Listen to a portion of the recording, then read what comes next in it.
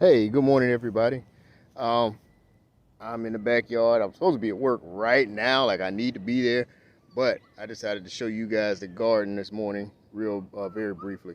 What you're looking at is my purple. You can hear my puppies over there whining. Don't worry, I keep my dogs totally separate from my garden. You can see the fence around my garden, so the that's puppy proof and rabbit proof. And my big dogs are tied up or pinned up, so everything's good. And the puppies stay in their pen. You guys probably have seen those already, so.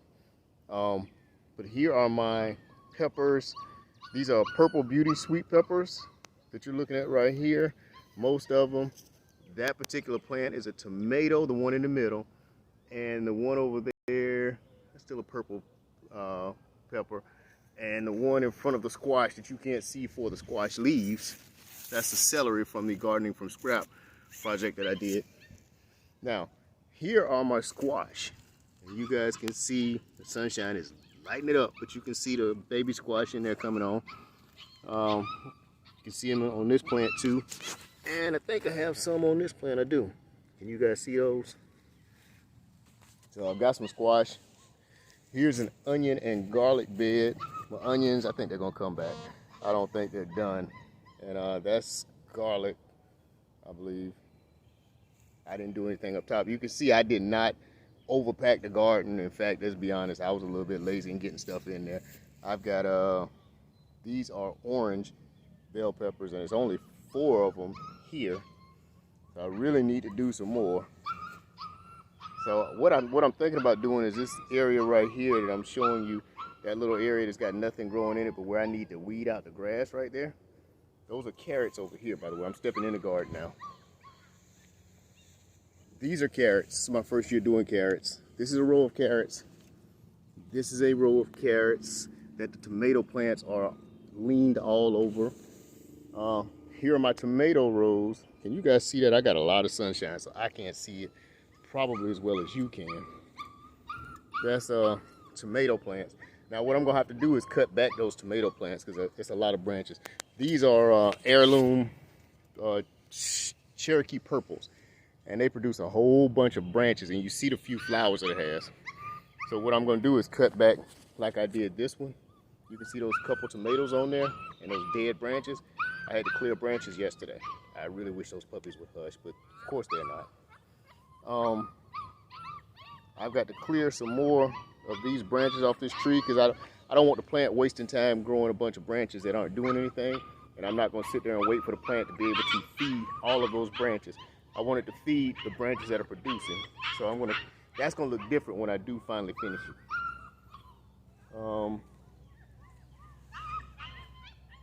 Carrots, I've shown you the carrots. Sweet potatoes. Here are my sweet potatoes as they start. This is what they look like when they start. This is the bed I did sweet potatoes in last year, and during the winter, I think I mentioned this before, during the fall, I threw red potatoes in here just to see how they would do. I thought they would come up in the fall because they're actually a fall plant. Well, they didn't. They came up in the spring, and they took up a lot of bed space. This was supposed to be an onion bed, hence the onion. And I do vermicomposting, which means I used to do a little worm farm. So I had some worm composting that was available to me. Well, it's my compost. And I took it out and used it, and it had a seed in it. Apparently, it's either a cantaloupe or watermelon seed, and that seed has germinated in the garden, along with this seed, which I think is a pepper plant, or might be a potato plant, not certain. This is definitely a pepper plant seed that came up. You see my onions. This was supposed to be an onion bed. Now it's a volunteer. This looks like cantaloupe. This looks like watermelon with onions.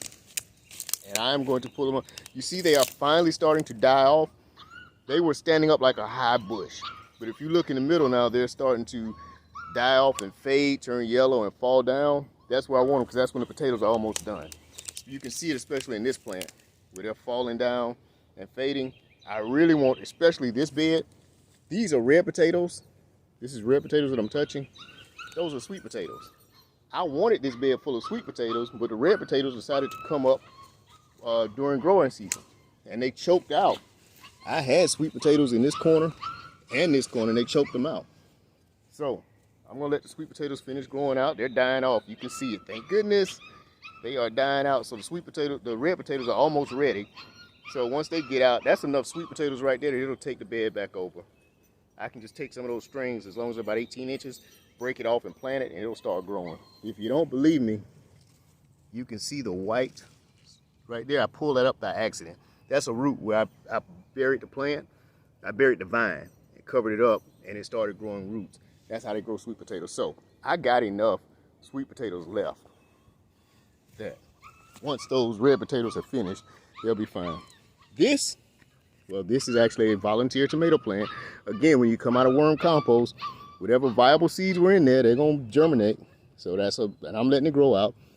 This is hops. This is the stuff you make beer out of. So I'm growing hop plants this year. I'm gonna put them in a much bigger container and let them grow all the way out so I can get some fresh hops just to do it. Sweet potatoes, I just covered them up. See those roots right there? I covered up the branch and it started growing. Here is my sweet potatoes, red potatoes, and tomatoes. Yeah, this is a big old tomato plant that, again, when you use a compost out of worm bins, you get some stuff. So this tomato plant sprouted up. Now once these potatoes have done what they're gonna do, I'm gonna pull the potatoes up. If that particular tomato plant makes it, that's great. If it doesn't, it doesn't. This is a sweet potato bed, so that's what I'm gonna focus on. That's another plant that I kind of cleared out yesterday. Here's my okra bed, which is, it's all the same bed really. Just my okra's up top where I had the collards last fall. And you can see the okra starting to come up. All we need is one good string of heat, and that okra is going to be big and producing. Here are my hot peppers. That's a hot pepper, that's a hot pepper. That's a hot pepper being bullied by that's a hot pepper here. Oh, there's a hot pepper right here. Here he is. He's fighting back pretty good. This is more of those red peppers that took over. I put them in must have been all 4 of these beds right here, and they took off. Here are my string beans. Yep, there's string beans in there. So when I pull those red peppers out of this bed, I'm gonna have to be real careful. These should all be string beans except for this guy. String beans. And I'm gonna show you some of my beans. Hold on, I actually put a foot in here, but I put it on the pepper plant leaves. Not the pepper plant, I put it on the potato plant leaves because I don't care. I just don't want to step on my string bean plants. Here's our string beans. String beans. Can you guys see this? I hope you're getting it. You saw the bowl I pulled. I got a picture of a bowl of string beans I pulled, and they still have more on them. So, all right, guys. Now I've got to go to work because I have a client waiting on me, and I'm late talking to y'all. Bye.